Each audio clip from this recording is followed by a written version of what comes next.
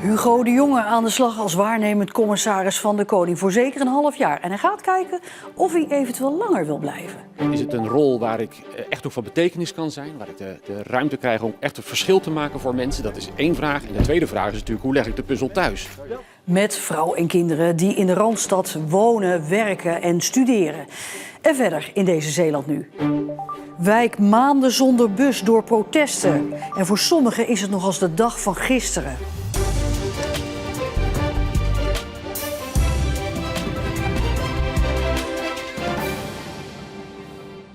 Goedenavond. Wat voor band gaan Zeeland en de tijdelijk commissaris van de Koning Hugo de Jonge de komende 6 maanden met elkaar krijgen? Smaakt het commissariswerk straks naar meer? Of valt het werken in Zeeland na een half jaar toch tegen? Vandaag was de eerste werkdag van voormalig minister De Jonge als vervanger van Han Polman, de vorige commissaris. Goedemorgen. Goedemorgen. Kijk, echt goed dat je bent. Welkom, Hugo. Dankjewel. Kijk. Dankjewel. Op het mooiste provinciehuis van Nederland, hè? Van Zeeland, hè? Ja, precies. Ja. Met een gehavende hand, opgelopen tijdens een fietsongeluk in Italië, betrad Hugo de Jonge vandaag zijn tijdelijke nieuwe werkplek. Kijk, voor mij is het natuurlijk echt thuiskomen. Ik ben geboren en getogen Zeeuw. Geboren in Bru en getogen in Zalmslag, Zeeuws-Vlaanderen. En ik heb daar een ongelooflijk fijne schooltijd gehad. Ik heb daar leren werken bij de boer. Ik heb er tegen de wind in leren fietsen. Dus ik heb ongelooflijk veel goede herinneringen aan mijn Zeeuwse jeugd. De aanstelling van de Jonge in Zeeland veroorzaakte een hoop commotie op social media. Zijn rol als minister in coronatijd heeft hem niet alleen lof bezorgd. Dit werk moet je nooit doen voor het applaus en voor de bloemen. Je moet het doen omdat je het geloof hebt dat je de goede dingen aan het doen bent. En je moet het doen omdat je betekenisvol wilt zijn voor mensen. En zo heb ik altijd mijn werk ook gedaan. Vertrokken commissaris Han Polman nam met enige terughoudendheid zijn plaats in de spotlights in. Met de Jonge als commissaris gaat de borst vooruit wanneer het op het uitdragen van Zeeland aankomt. Het mag fier en het mag zelfbewust. Omdat ik denk dat Zeeland dat verdient. Dat de Zeeuwen dat verdienen. Ja. Fierheid en zelfbewustzijn zijn dus de steekwoorden voor de komende 6 maanden. Daarna moeten Provinciale Staten en de Jonge beslissen of de tijdelijke verliefdheid om wordt gezet in een vaste relatie. Dat heeft voor de Jonge wel wat voeten in de aarde. We hebben 2 studerende kinderen, 16 en 19 jaar, in Utrecht en in Leiden. Mijn vrouw werkt in Rotterdam, dus ja, je pakt ze ook niet zomaar op en onder de arm mee naar Zeeland. Hè. Dat gaat niet zomaar, daar moet je wel eventjes het goed over hebben aan de keukentafel. Bij de nieuwe werkplek van Hugo de Jonge, het Zeeuwse provinciehuis in Middelburg, staat verslaggever Pim van den Bergen. Ja, Pim, Hugo de Jonge woont in Rotterdam. Komt hij nou de komende maanden toch in Zeeland wonen? Nee, hij gaat op en neer reizen tussen dus zijn werk hier in de abdij in Middelburg en thuis Rotterdam-Zuid. Het is voor een interim commissaris niet verplicht om je te vestigen hier zo in Zeeland. Maar het moment dat er van een vaste aanstelling sprake zou zijn, zou dat natuurlijk gaan veranderen. Ja, Pim, maar hoe staat het ondertussen met die procedure voor de aanstelling van een vaste commissaris? Ja, die staat eigenlijk nog in de kinderschoenen. Provinciale staten moeten eerst een zogenoemde profielschets opstellen. Daarin schrijven ze op naar wat voor persoon ze op zoek zijn. En als Hugo de Jonge dat dan leest en denkt van hé, dat ben ik, dan zou die eventueel een sollicitatiebrief kunnen schrijven. Nou, een mooie proefperiode dan, zou je zeggen, de komende 6 maanden. Vandaag dus, Pim, zijn eerste werkdag. Hoe gaat zijn eerste werkweek eruit zien? Nou, morgen dinsdag, dan normaal gesproken vergaderen de gedeputeerden en de commissaris samen. Dat doen ze nu ook maar in Den Haag vanwege Prinsjesdag. Ja, dat is natuurlijk een oude vertrouwde omgeving voor Hugo de Jonge. En in de tijd daarna gaat hij op bezoek bij de Zeeuwse gemeente, het bedrijfsleven en een aantal andere organisaties. Pim, dankjewel. De rechtszaak tegen 2 Zeeuwen die een verdrinkingsdood op hun geweten zouden hebben, zal in oktober inhoudelijk worden behandeld. Dat bleek vandaag tijdens een voorbereidende zitting van de rechtbank in Gent.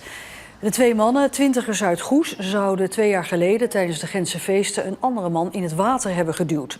Het slachtoffer kon niet zwemmen en verdronk. Eén van de Goesenaren zou het slachtoffer in het water hebben geduwd. De andere Goesenaar zou geen hulp aan het slachtoffer hebben verleend. Het einde van het strandseizoen is in zicht en voor het eerst haalt transportbedrijf Wielenmaker de slaapstrandhuisjes weg voor de gemeentes Veren en Vlissingen. Maar de eigenaren van de strandhuisjes willen eigenlijk liever niet dat iemand anders aan hun huisjes komt. Wij hebben dat in het verleden natuurlijk altijd zelf gedaan. En nou moet ik dat overgeven aan de firma Wielenmaker. Als het in het voorjaar teruggeplaatst moet worden, dan heb ik liever wel dat het recht en dat het waterpas staat. En normaal kunnen we zelf regelen op wat voor dag we gaan. Maar dat kan nu niet. Je moet op die dag, wordt je huisje opgehaald. De aankondiging, hoe ze het hebben gedaan, vond ik een klein beetje kort dag. Mensen hadden het strandhuisje al verhuurd. Mijn moeder zit er altijd heel graag in de hele maand september. Lekker rustig, kan tot rust komen. Dat wordt er nu even afgepakt. Maar ja, je moet ermee dealen, want het is niet anders. Wielenmaker is dus vandaag begonnen met het ophalen van de slaapstrandhuisjes, maar wil zelf geen commentaar geven. In Vlissingen is onenigheid ontstaan over de omleiding van een busroute. In de wijk Pauwenburg ging die omleiding tot voor kort via de Chopinlaan langs de haltes. Voor niemand een probleem, behalve voor de inwoners van de Chopinlaan. Want die mensen hebben geklaagd over geluidsoverlast.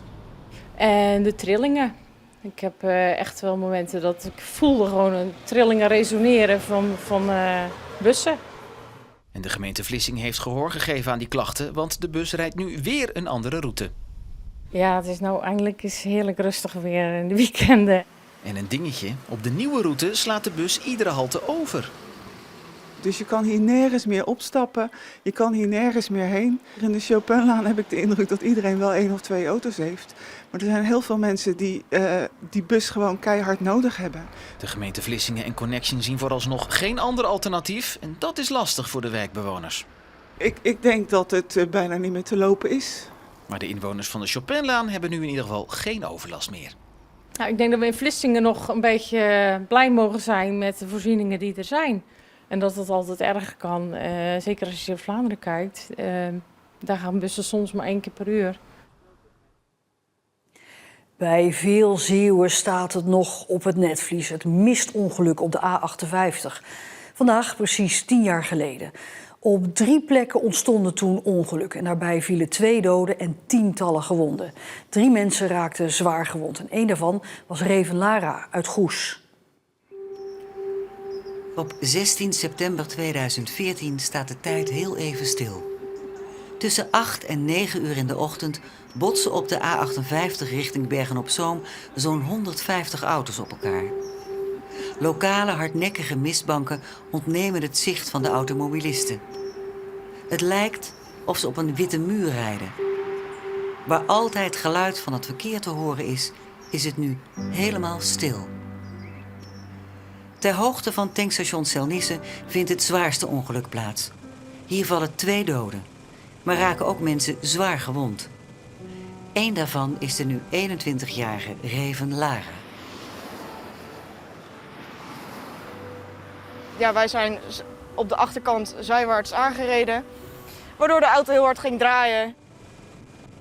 Ik heb een hele harde klap tegen mijn hoofd gehad, met de ruit. En toen gingen bij mij de lichten uit. Ik heb een hersenbeschadiging, ik heb in coma gelegen. En heel veel ziekenhuisopnames gehad, waar ik eigenlijk niks meer van weet. Van haar leven voor het ongeluk kan Reven Lara zich niets herinneren.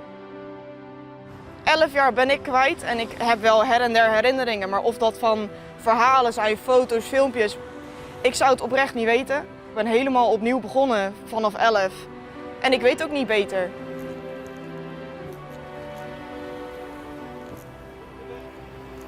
Met mijn hersenbeschadiging ben ik oververmoeid, heel veel prikkels, dat kan ik gewoon slecht verdragen. Maar door de hersenbeschadiging heb ik epilepsie en dat is hetgene waar ik wel het meeste last van heb. De rest ben ik wel gewend inmiddels. Maar als ik niet, dat heb ik de afgelopen weken gezien, de goede medicatie slik, dan gaat het fout. En dan lig ik weken eruit, kan ik geen opleidingen volgen, ik kan niet normaal werken. Dus dat, en dat is wel het lastigste van allemaal. Aan het einde van de revalidatie heeft ze de hulpverleners nog een hart onder de riem kunnen steken. En daar heeft mijn moeder voor gezorgd dat ik samen met mijn klas activiteiten kon doen met de brandweer, politie en ambulance. En toen is zij via contacten heeft ze ervoor gezorgd dat heel veel mensen die ons hebben geholpen daar aan mee konden doen. Dat vind ik zelf ook heel mooi dat dat toen is gebeurd. Haar eigen verhaal wil ze nu, 10 jaar na het mistongeluk, graag vertellen. Nou ja, ik wil aan mensen meegeven dat op momenten dat het zo mistig is en je weet dat je rustig moet rijden en moet opletten, dat ook te doen. En niet heel hard te gaan rijden of denken, oh dat kan wel. Want ja, oh dat kan wel, heeft ervoor gezorgd dat ons hele leven is omgeslagen. En dat ik letterlijk mijn hele leven tot 11 jaar ben kwijtgeraakt. Maar boos op het ongeluk is ze niet meer. Ben ik geweest. Niet meer. Ik heb er wel eigenlijk vrede mee. Ook omdat ik niet anders weet. Ik vind die leuk, maar goed, daar heb ik niet zoveel aan. Dus ik wil gewoon het liefst gewoon door.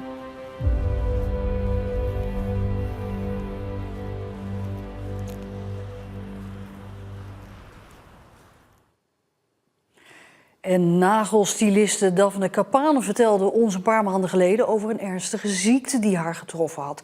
Inmiddels is er gelukkig heel goed nieuws. Ja!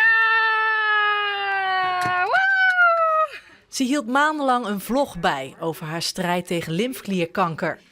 Als dagboek voor zichzelf en om anderen te helpen. In een van haar laatste vlogs deelt de 24-jarige Daphne Capan het beste nieuws dat ze in maanden kreeg. Ik heb een tijdje geleden een scan gehad en die scan is helemaal goed. Dus dat betekent dat ik helemaal schoon ben. Dus dat is natuurlijk fantastisch nieuws. Ze werd ziek op het moment dat ze net haar eigen salon had geopend in Oost-Soeburg. Werk moest even op een laag pitje. Nu is de tijd aangebroken om weer aan haar toekomst te werken. Eerst gaan we maar eens lekker op vakantie, denk ik. Even vieren dat het nu weer allemaal goed is. En verder heb ik natuurlijk de salon. Dus mijn tijd en energie gaat vooral naar de salon, naar mijn vriend, naar mijn vrienden. Leuke dingen doen en lekker genieten van het leven. En ook die momenten legt ze weer vast. Want haar vlog Overleven met Daphne gaat door. Ik vind het ook gewoon heel erg leuk om te doen. Ik krijg echt positieve energie van. Ik krijg ook veel reacties erop. Ik krijg ook berichten van mensen dat ik hun echt inspireer. En dat ik hun motiveer om leuke dingen te blijven doen en te blijven genieten van het leven. Dus ja, dat vind ik natuurlijk gewoon heel erg leuk. Ja.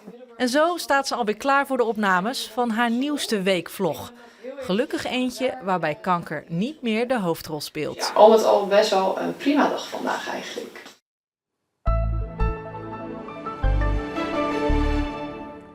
De dag begon nog met wat regenbuitjes her en der. Maar langzaam kwam de zon tevoorschijn, al werd het niet warmer dan 18 graden. De komende dagen worden droger en ook geleidelijk warmer. Misschien toch nog een laatste keertje naar het strand. En tot zover deze Zeeland Nu. Nog een hele fijne maandagavond.